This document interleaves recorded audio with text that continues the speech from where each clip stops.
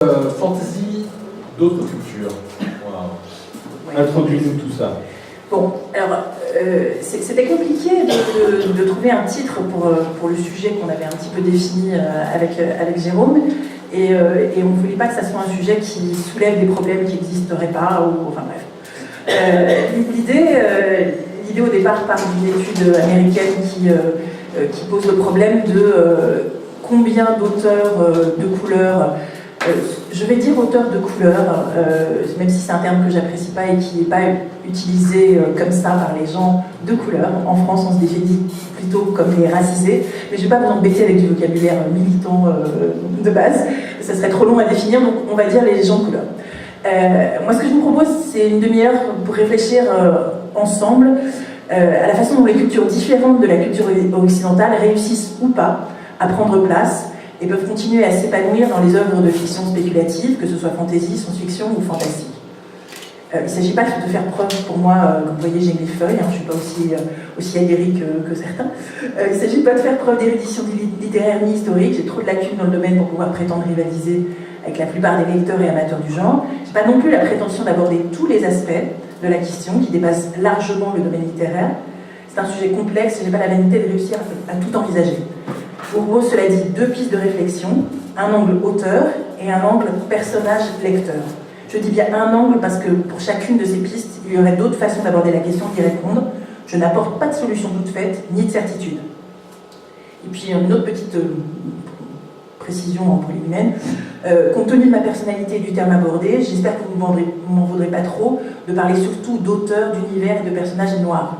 Que j'ai plus d'infos là-dessus, quoi, a priori. Alors, je vais commencer par une précision et une espèce de précepte qu'on pourrait adopter à toute la littérature. C'est « tu ne jugeras pas à la dose de mélanine ». Je vous explique pourquoi. Il y a un grand nombre d'années, avant Internet, je trouvais mes livres en anglais dans une grande librairie de l'avenue Saint-Michel, chez un Joseph ou chez un jeune, je ne sais jamais très bien. Donc on est au rayon livre VO, il y a deux personnes noires qui regardent les présentoirs, qui discutent en anglais. Mince, je ne trouve pas le rayon littérature noire, tu l'as vu quelque part? Ah non, j'ai pas trouvé, c'est peut-être ailleurs. Comme je ne loupe jamais une occasion de pratiquer mon anglais et que j'avais compris qu'elle ne cherchait pas des polars, je m'accruse dans la conversation pour leur expliquer qu'en France, non, on ne classe pas les auteurs selon la couleur de leur peau ou leur origine raciale, j'espère que vous entendez les guillemets. Donc après un « Oh merci, votre réponse nous fait gagner du temps », elle s'éloigne et j'entends un « What a shame », qui signifie vraiment « Elles sont nulles ces librairies françaises ». J'ai ce souvenir en tête de façon très précise parce que oui, c'est une vraie scène de vie, ça m'est vraiment arrivé. Et je me souviens avoir pensé, toi-même, what a shame, non mais les pauvres, ne pas choisir un auteur juste pour ce qu'il écrit, mais mettre sa race avant le contenu de son livre pour faire son choix, c'est vraiment n'importe quoi. Je trouvais ça terrible et vide de sens littéraire. Mais bon, c'était des Américains, ils sont pas pareils, je peux pas mettre ça là-dessus, Oui, là c'est à moi. Ouais, c'est le sketch qu'on a fait. On a beaucoup répété. Regardez, je ne lis pas. Et aujourd'hui, penses-tu toujours à la même chose?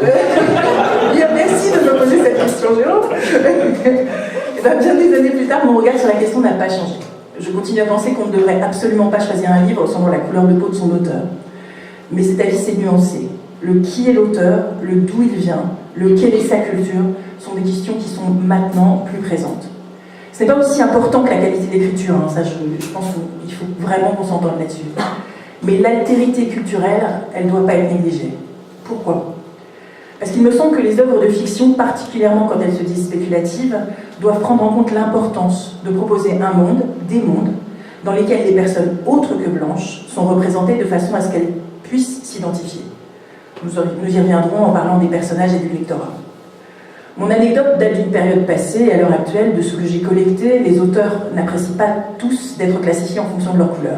Cette démarche a pu être nécessaire, comme le dit Nora Jemisin, qui est une auteure noire américaine, pour lancer des carrières au moment où être noir dans le milieu de l'édition aux États-Unis, ça n'aidait pas vraiment. La solution du roman écrit par un ou une noire pour un lectorat noir, spécifiquement, cela répondait sans doute à une demande, à une situation précise. C'est une situation dans laquelle il faut prendre compte de la façon différente d'aborder les questions raciales aux États-Unis. Mais à l'heure actuelle, ne faites pas l'erreur de proposer aux auteurs de couleur d'être rangés à part, ce serait vraiment malvenu pour bon nombre d'entre eux.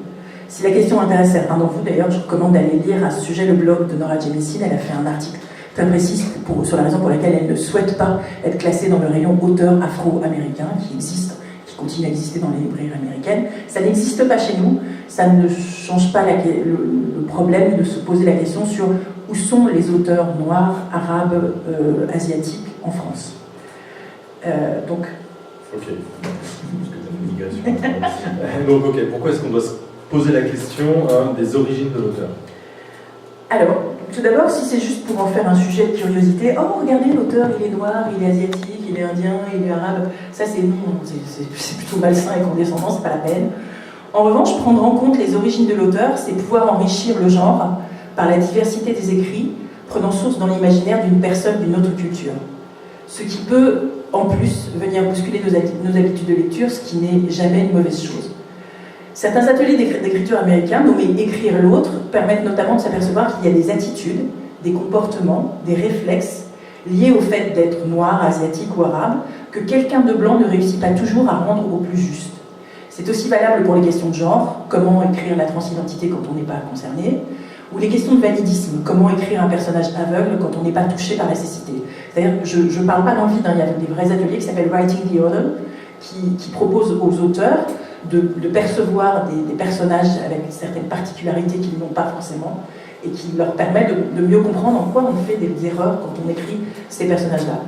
Le personnage mal écrit parce que l'auteur n'a aucune information réaliste sur ce dont il parle, ce n'est pas forcément facile à constater en ce qui concerne la race. Pour faire un parallèle, ça ressemble à la façon dont certains auteurs étrangers décrivent les Français, par exemple, ou la façon dont certains auteurs n'ayant pas fait suffisamment de recherche décrivent sans justesse une période éloignée de l'histoire. C'est-à-dire ce qu'on ne connaît pas bien, Isabelle l'a très bien dit tout à l'heure, ce qu'on n'a pas fait énormément de recherche, parfois on l'écrit avec un petit truc qui ne va pas, quoi. Ça ne colle pas tout à fait. Tu veux dire qu'on n'a pas tous des bérets et des baguettes en permanence? Écoute, regarde la salle. Il n'y a pas une baguette ici. C'est n'importe quoi. Alors, en quoi les auteurs et autrices de cultures différentes apportent des personnages d'une plus grande diversité? Donc, pour enrichir le genre, dans un premier temps, de façon assez simple, parce qu'ils pensent tout simplement à créer des personnages qui leur ressemblent. Parce que pour elles et pour eux, le blanc n'est pas la couleur de peau par défaut au quotidien. C'est pas un défaut d'être blanc, hein, c'est pas ce que j'ai dit, ne me faites pas dire ça. Ils sont noirs, ils sont arabes, ils sont asiatiques, et donner vie à des personnages taillés dans les mêmes nuances est certainement plus naturel. Je mets bien évidemment des bémols à cela parce qu'il est bien évident qu'un auteur, une autrice de SF, de fantasy, et sans doute un auteur de fiction tout court, s'estime certainement en mesure de créer n'importe quelle sorte de personnage, et tant mieux. Je veux dire, ça ne se remet pas en doute. Et sinon, personne ne pourrait jamais écrire sur le ressenti de géants bleus de 3 mètres. Donc évidemment, on n'est pas obligé d'écrire que sur les choses qu'on connaît, parce que sinon, il n'y aurait pas un seul dragon en littérature. Bien d'accord. Cependant, connaître certains fonctionnements de par son vécu permet aussi d'éviter de proposer un personnage qui ne serait que la somme de clichés. Les clichés que l'on entretient à propos de ce que l'on n'est pas. Alors bien évidemment, tout comme il n'est pas nécessaire d'être une femme pour écrire des personnages féminins cohérents, il n'est pas absolument nécessaire d'être de la couleur de son personnage pour le rendre crédible. On imagine la tête des auteurs, donc parfois les personnages sont verts ou visqueux, ou quoique, pour certains ça colle plus. Alors, il semblerait, de façon assez normale, que écrire des personnages d'autres cultures existantes, cela n'ait pas été une préoccupation pour la quasi-majorité des auteurs blancs qui ont écrit sur ce qu'ils connaissaient. Aucune raison de leur en vouloir ou de leur reprocher a posteriori. C'est comme ça, on écrit d'abord sur ce qu'on connaît, et puis après, peut-être qu'on peut s'ouvrir sur autre chose. Cela dit, on n'est quand même plus au 19e siècle, même si certains essayent encore à l'heure actuelle de nous y ramener socialement. Les populations se mélangent, se rencontrent, vivent ensemble. Et il serait assez problématique de croire que les personnes non blanches ne lisent pas et ne s'intéressent pas au genre de l'imaginaire. Mais comment les y intéresser encore plus en tant que lecteur et évidemment en tant qu'auteur? Ok, alors pourquoi est-ce que pour le lectorat c'est important d'être représenté? Parce que quand on voit, quand on lit à propos de quelqu'un qui vous ressemble, alors que la couleur de peau par défaut autour de soi est le blanc, on peut s'approprier plus globalement l'imaginaire d'un auteur. On peut s'y projeter sans effort. Cette projection sans effort, c'est ce que fait la majorité du lectorat blanc avec la production fantasy actuelle. C'est ce que vous faites. J'imagine que vous êtes nombreux à connaître cette déclaration de Whoopi Goldberg. Elle dit « Quand j'avais 7 ans, Star Trek a été diffusé. Je regardais et je me suis mise à crier dans la maison « Viens voir maman, tout le monde, venez vite, venez vite !» Il y a une dame noire à la télévision et elle ne joue pas une domestique. J'ai immédiatement su que je pourrais être tout ce que je voulais.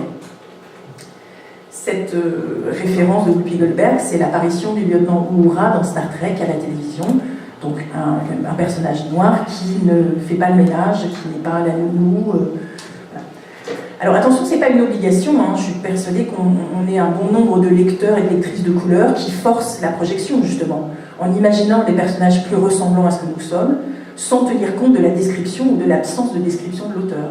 C'est-à-dire que, comme vous, parfois, en tant que femme, vous projetez dans un personnage masculin, moi, en tant que personne noire, je me projette dans des personnages blancs sans aucune difficulté.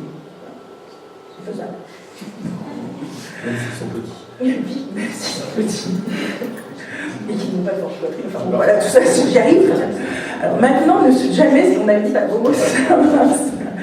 ne jamais se reconnaître, cela finit par interroger et peut-être, je dis bien peut-être, par détourner du genre. Je vous cite Nalo Hopkinson, qui est autrice de La Ronde des Esprits. Mon ami Ian Hageman, habitué de la WISCON, une convention américaine, a expliqué lors d'une table ronde que lorsqu'il lisait des futurs de science-fiction remplis de personnes blanches sans aucune autre race, il se demandait quand était intervenue cette guerre raciale qui avait éliminé la majorité de l'humanité et pourquoi l'auteur n'avait pas mentionné un point aussi crucial de l'intrigue. Et oui, y aura-t-il des noirs dans le futur? On ne sait pas très bien, pas toujours, pas dans toutes les histoires en tout cas. Voilà une approche intéressante. Et c'est pour ça, moi ça m'intéresse de vous en parler comme ça, c'est est-ce que vous avez déjà eu à vous demander pourquoi vous aviez l'air de ne pas exister dans un futur spéculatif qu'on vous proposait? La question drôle étant, y aura-t-il des noirs dans l'espace? Star Trek était la réponse rassurante à ce sujet. Qu'est-ce qui pousse à ce questionnement? Est-ce que c'est un questionnement que l'on a uniquement quand on est une personne de couleur? J'ouvre des pistes de débat. Je ne vais pas relancer le débat sans fin des fans, mais si un auteur écrit un personnage noir dans une cité médiévale d'un univers imaginaire, qu'il soit ou non d'inspiration réaliste, en quoi est-il moins légitime d'avoir ce personnage noir qu'une créature avec des ailes ou une queue de sirène? D'ailleurs, est-ce qu'aujourd'hui, si un auteur propose une histoire de sirène où l'héroïne a des problèmes de cheveux frisés dans l'eau, cela vous parlerait de la même façon en tant que public blanc que cela parle naturellement à un lectorat noir? C'est ça le questionnement. Est-ce qu'à un moment, vous vous posez des questions qui ne vous concernent pas du tout? A priori, non, il n'y a pas de raison. Et c'est ça qu'on propose avec des auteurs issus de la diversité. Je déteste cette expression, mais je vous l'utilise, c'est la plus simple. C'est de proposer des visions, des approches qu'on n'a pas quand on ne le vit pas. Le problème de mes cheveux sous la pluie, je vous en parle, mais a priori, vous ne le vivez pas de la même façon, en tout cas que moi. Et si j'étais une sirène, ou si je vais me projeter dans le personnage d'une sirène, mon souci, ça serait qu'est-ce qu'elles font les sirènes noires quand leurs cheveux sont frisés tout le temps, parce qu'elles sont tout le temps dans l'eau. Voilà. Je vous parle d'ailleurs de quelque chose qui vous échappe complètement, et c'est le CQFD de mon propos. Il y a un lectorat à conquérir, les personnes dont les cheveux frisent à la moindre goutte d'eau. Voilà, Bon, je continue à plaisanter, mais les cris de Whoopi Goldberg devant le lieutenant Uhura sont de cette nature, la nature de la reconnaissance, l'importance qu'il y a à se voir, à se reconnaître pour s'intéresser. Ce que l'on voit devient possible.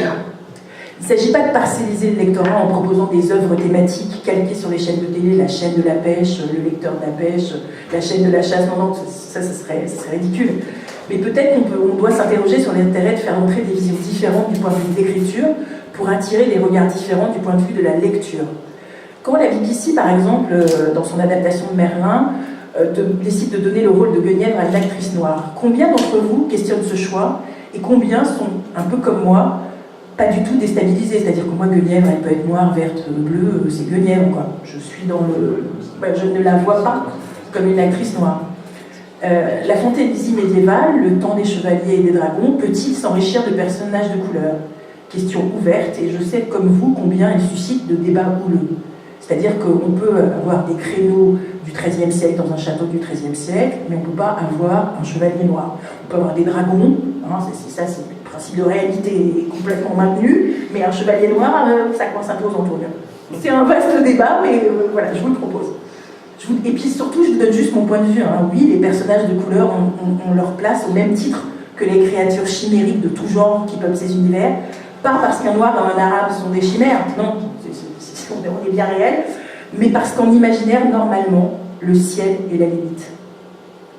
Alors oui, dépassons cette question épineuse. En fantaisie urbaine, où il semble que la présence des personnages non blancs va de soi pour tout le monde, normalement, il devrait y avoir beaucoup moins de problèmes. Fantaisie urbaine, des noirs, des blancs, des jaunes, des arabes, tout le monde est mélangé. On vit dans un 21e siècle à peu près cohérent. Le monde actuel, même quand les loups-garous et les vampires y font irruption, on peut le décrire avec des noirs dedans, ça va, c'est pas révolutionnaire. Ça, c'est ce qu'on croit. Et en même temps, cette idée ne semble pas si évidente. Il y a des gens qui n'avaient même pas imaginé une seconde, à la lecture de Hunger Games, que Rue, une des héroïnes de ces jeux cruels, soit noire. Elle est pourtant clairement décrite de cette façon par l'autrice, mais l'adaptation cinéma a soulevé des râleries, mais des vraies râleries, et de fans qui disaient « c'est pas possible, elle peut pas être noire ». L'auteur l'a décrit comme ça. Sauf qu'on est exactement dans la même situation que je vous décrivais pour la lectrice noire que je suis. Parfois, je force la projection à être conforme à mon imagination et à ce que je suis. Et il semble bien que pour certains lecteurs blancs, il soit évident de projeter des personnages blancs, même quand on leur dit le contraire, même quand l'auteur leur dit le contraire. C'est le principe du blanc par défaut. Je vous cite l'exemple de Nora Jemisin quand elle a sorti Les 100 000 royaumes. Elle continue à avoir des gens qui lui disent « oui, mais enfin quand même, l'héroïne est noire. » Non, l'héroïne n'est pas noire. Elle l'a dit, elle l'a réécrit à plusieurs reprises, elle est une inspiration, on va dire, sud-américaine, des personnages indiens, mayas, avec des cheveux certes très très noirs mais très lisses. En plus, elle est métissée, avec les personnages qui correspondraient aux blancs du nord des États-Unis. Donc voilà, elle dit, c'est bizarre, mais tout le monde projette que j'ai écrit une héroïne noire. Pourquoi ? Elle dit sans doute parce que moi-même je suis noire, et que les gens ont du mal à imaginer qu'elle puisse écrire autre chose que ce qu'elle est.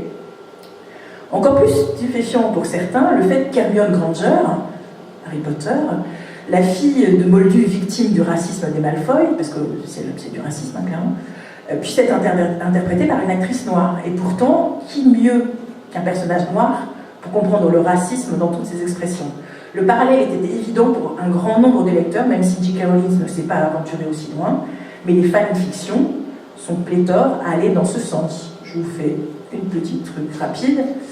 Voilà, là on a Rue, l'héroïne de Hunger Games, et puis on a une fanfiction d'Hermione Granger. Moi, personnellement, Hermione Granger, avant qu'on me la vende comme étant Emma Watson, elle était plutôt avec des cheveux frisés comme les miens, sans doute des problèmes de sirène. On peut tous se projeter vers un personnage qui semble roux et avec des taches de rousseur, et puis finalement en faire autre chose.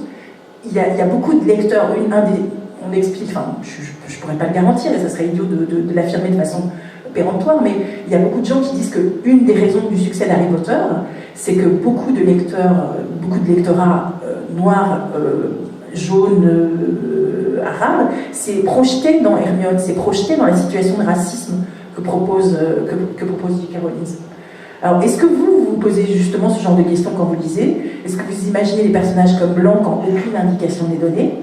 Si je vous disais que moi, Hermione, comme je l'ai dit tout à l'heure, je ne l'ai pas imaginée comme ressemblant à Emma Watson, mais plutôt comme une des filles du Cosby Show, quoi. Voilà, moi je voyais plus Lisa Bonet, enfin un truc, une intello noire avec des lunettes, normale, voilà, comme moi. Il est peut-être temps, je dis peut-être, tout ça, je mets plein de guillemets à tout ça, et c'est pas dans l'injonction ce que je vous fais part de mon expérience de lectrice. Il est peut-être temps d'instaurer un cercle vertueux qui ferait entrer dans la boucle des auteurs pour lequel la couleur de peau n'est pas par défaut le blanc, afin qu'ils proposent une palette de personnages dans lequel un lectorat non blanc pourra s'identifier, vers lequel il pourra se projeter. Bref, une représentativité qui capte un public qui peut autrement se sentir négligé. C'est un petit peu ce que j'ai essayé de... Je vais faire comme ça.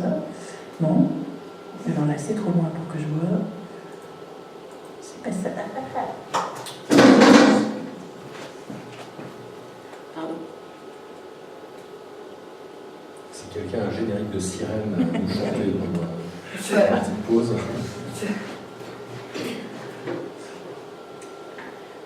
Donc, c'est ce que je vous proposais. Donc, sur la diversité, j'espère que tout le monde a reconnu tout le monde. Là, peut-être que ce personnage-là, vous ne le reconnaissez pas. C'est le personnage... oui, c'est... Non, c'est pas Shaft, non. Shaft, c'est pas très fantasy. Non, c'est le personnage de La Nuit des Morts Vivants. Le personnage qui tient la route tout du long, qui réussit à vaincre les zombies tout du long et qui finit par se faire tuer par un redneck de merde. C'est clair. Voilà, donc ça c'est un des premiers personnages noirs importants.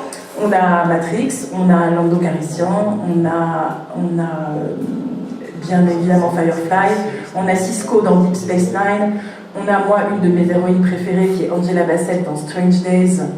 On a une pilote dans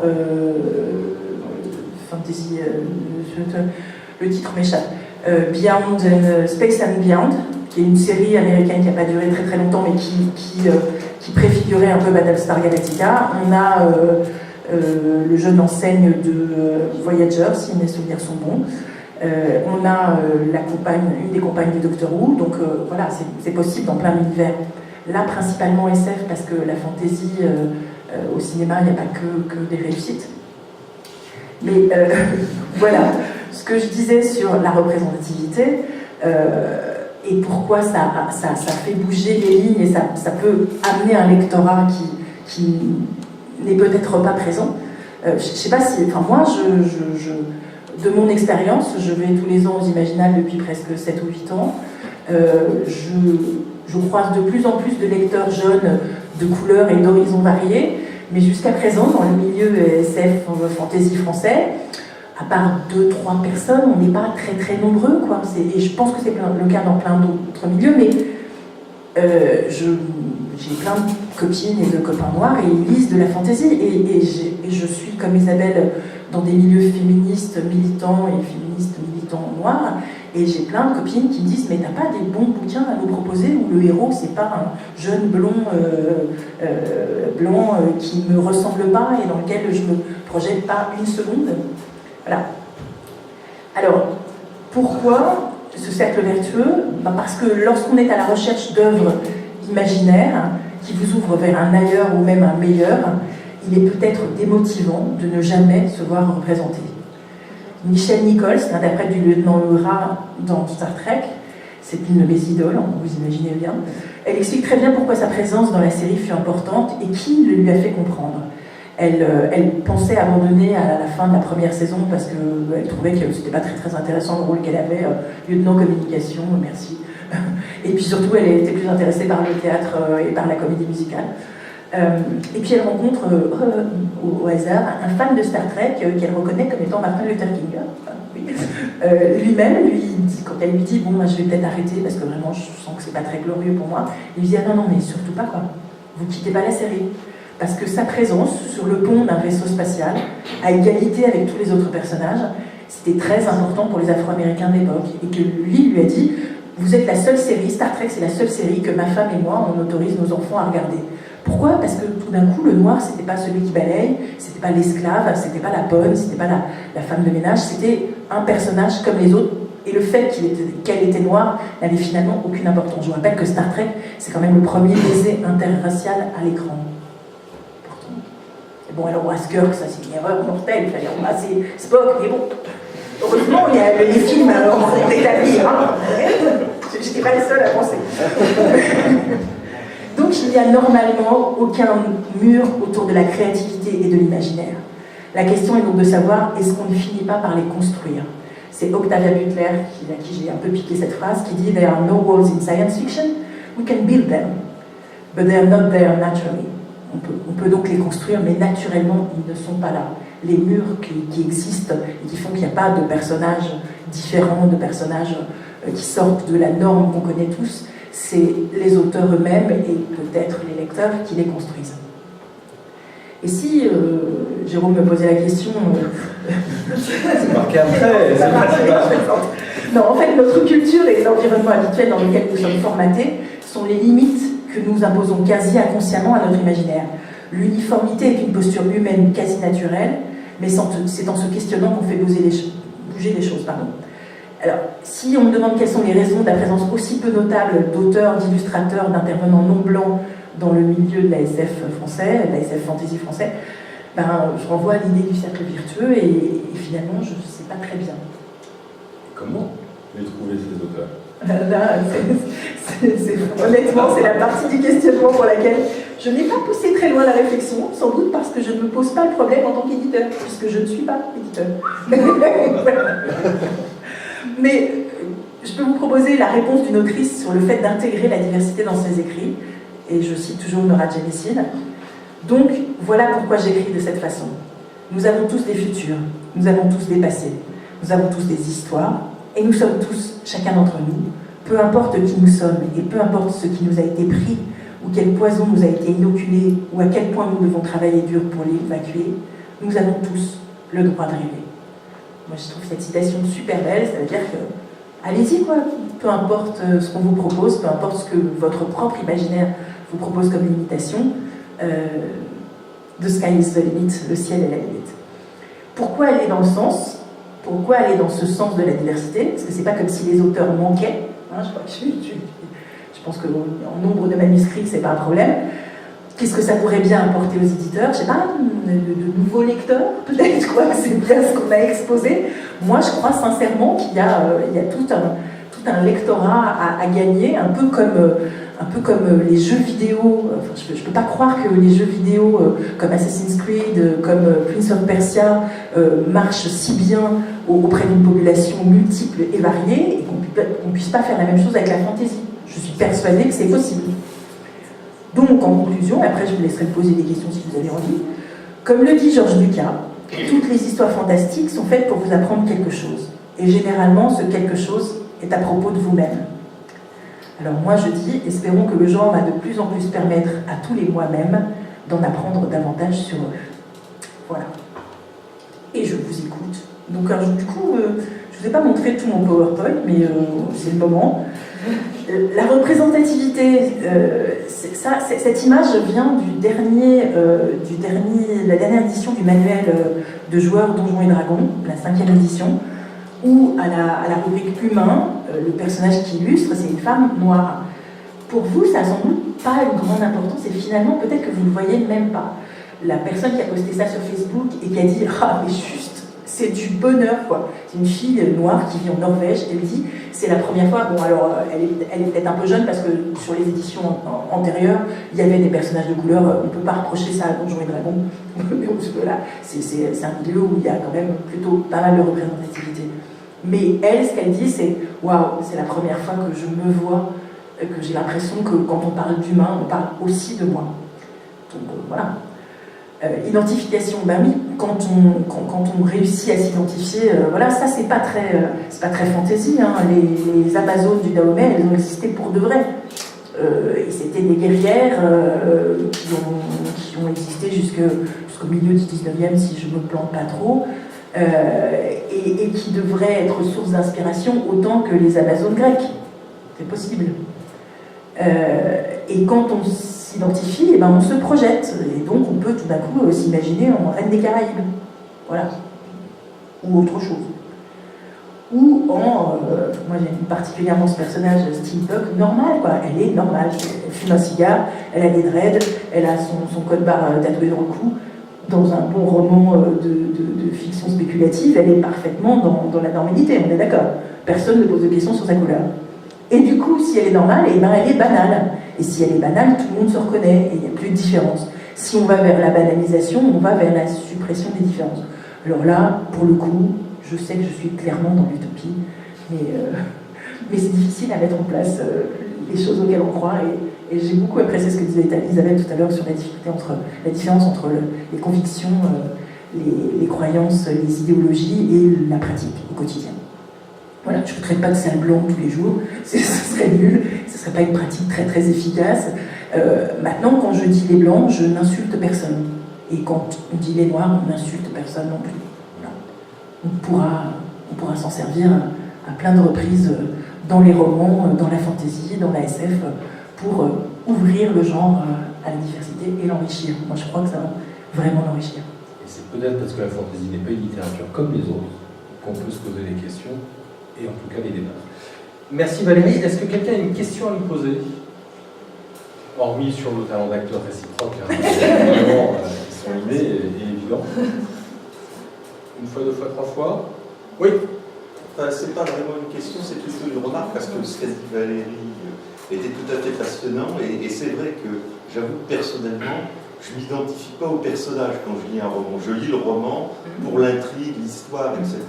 Mais je ne me dis pas, tiens, celui-là, il est grand, il est blond. Ou il mais est... t'as pas 15 ans, en même temps. C'est vrai que je n'ai pas 15 ans non plus.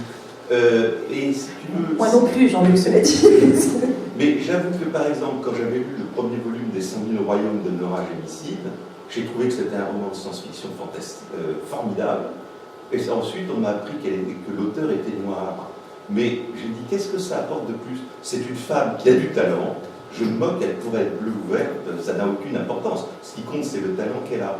Par contre, il me semble que ce qui est plus important, c'est à travers des gens de cultures différentes, quelle que soit là encore leur couleur, c'est la manière dont ils traitent la fiction pour nous introduire dans leur culture, que là, par contre, on a tendance à ignorer.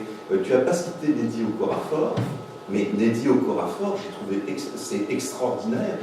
Elle fait ce mélange de culture africaine, moi, est originaire du Nigeria, si je me souviens bien, ce mélange de culture africaine et les idées qu'elle introduit de sa culture d'origine familiale, ou Vandana Singh pour les Indes, ça c'est extraordinaire. Et là on se pose pas j'avoue qu'on se pose pas trop pour moi la question de la couleur, c'est on rentre dans la culture, comme on pourrait aussi bien lire un écrivain ou une écrivaine sud-américain ou italien par exemple. Oui, mais alors après, je suis complètement d'accord avec ce que tu dis.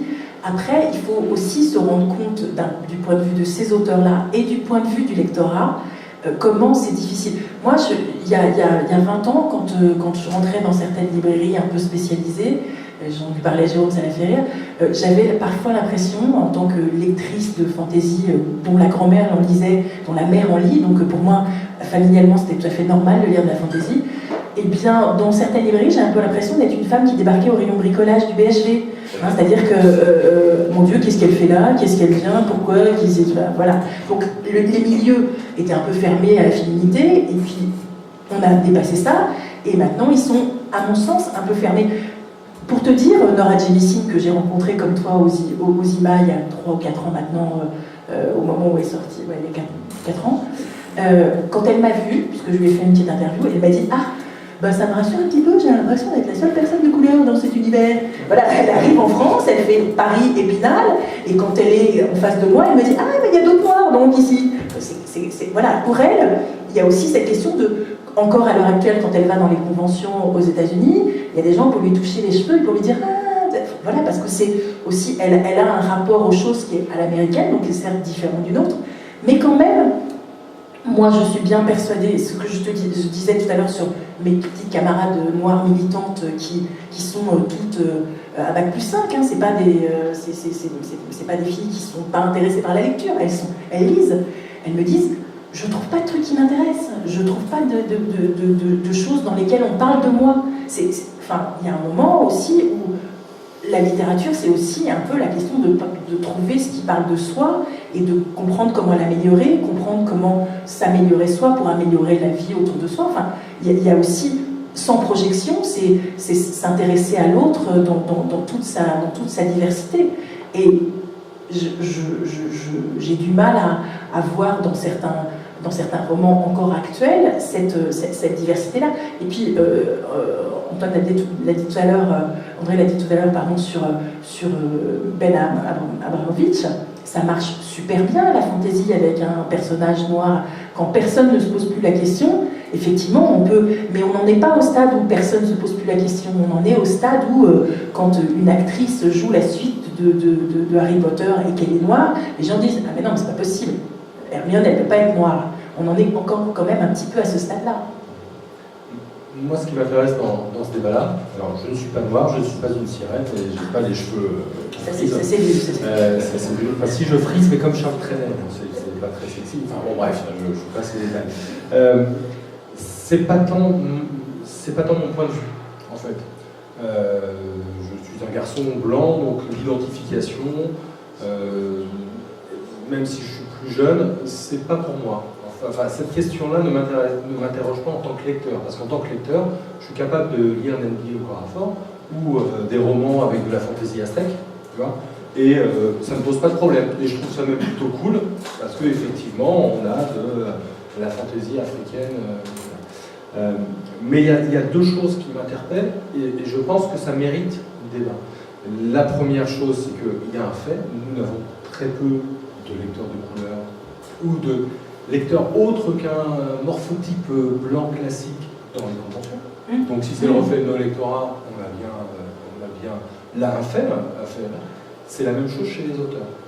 Donc il y a deux questions, c'est un, pourquoi, et je ne parle même pas de vente ou de choses classiques, c'est un, vraiment pourquoi. Pourquoi est-ce qu'on n'a pas ça? Deux, si moi je ne le ressens pas, comment est-ce que peuvent le ressentir aussi d'autres gens? Après tout, je ne suis pas un gamin noir de 13 ans, par exemple, qui a de la fantaisie. Donc je peux entendre que peut-être que eux, en termes d'identification, ça pose un problème. Mais évidemment, c'est pas moi, c'est un pur jeu intellectuel. Troisièmement, je pense qu'on a une littérature qui est assez ouverte pour se poser la question. Il y a quelques années, on se posait par exemple la question de la sexualité en fantaisie. On se posait la question de l'homosexualité en fantaisie. On se posait la question de la politique ou des choses comme ça. Donc après tout, posons-nous la question. Rien que la question est intéressante. Peut-être qu'en se posant la question, on découvrira qu'effectivement, il n'y a aucun problème. Peut-être une réponse, ce sera de dire, c'est comme ça et c'est pas grave. Mais déjà se poser la question. Voilà, déjà se poser la question, c'est déjà s'interroger, c'est déjà faire avancer les choses. Quoi. En fait, moi je n'ai pas traité. Tu avais fini, pardon. Oui, je l'ai fini. En fait, moi je me suis plus posé la question en tant que femme, ce que je ne faisais pas avant.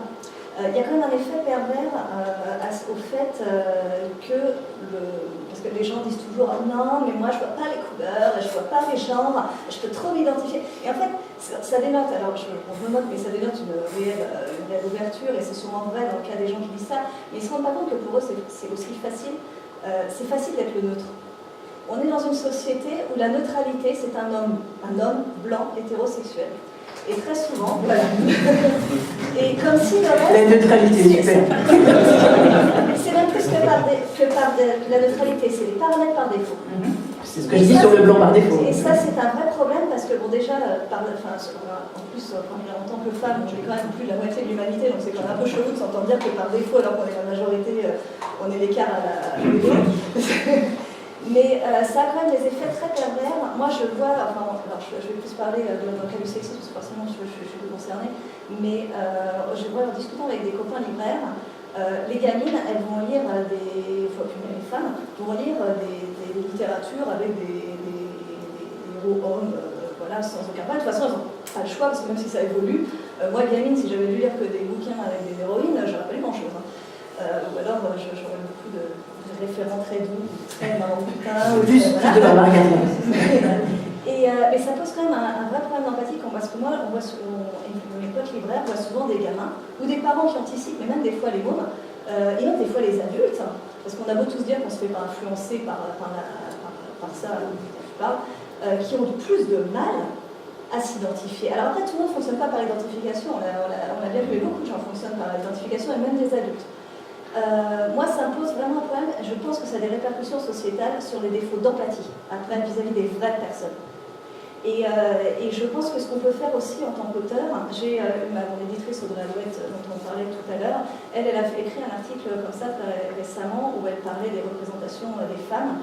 Et comme tu disais dans le cas de la science-fiction où, oh là là, il n'y a pas de noir, qu'est-ce qui s'est passé qu'est-ce qui s'est passé quand il n'y a pas de noir dans le futur tous les personnages dont le sexe n'a aucune importance, par défaut, spontanément, même des auteurs pas sexistes et même des auteurs féministes, par défaut, vont mettre des blancs.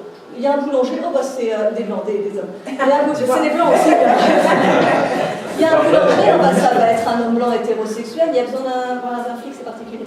Il y a, je sais pas, un courtier d'assurance, ça va être un homme blanc hétérosexuel. C'est juste, c'est par défaut.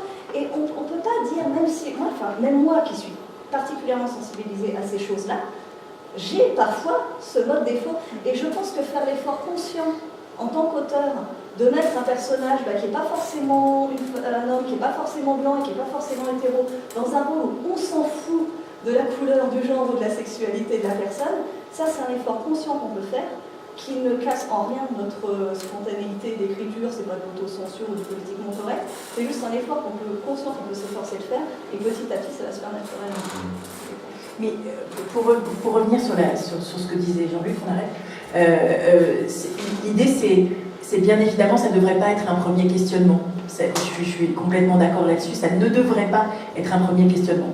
Mais moi, à l'heure actuelle, parce que j'ai envie que le monde avance un peu, je me dis que si on s'illusionne là-dessus et on espère vivre dans une belle utopie où tout est, par défaut, tout le monde est égal par ailleurs, voilà, tant qu'on ne sera pas à ce niveau où le blanc, le noir, le jaune, le vert, le féminin, le masculin n'a aucune importance, tant qu'on ne sera pas là, il faut continuer à remettre les choses en question pour que ça avance. Voilà, c'est ma petite opinion.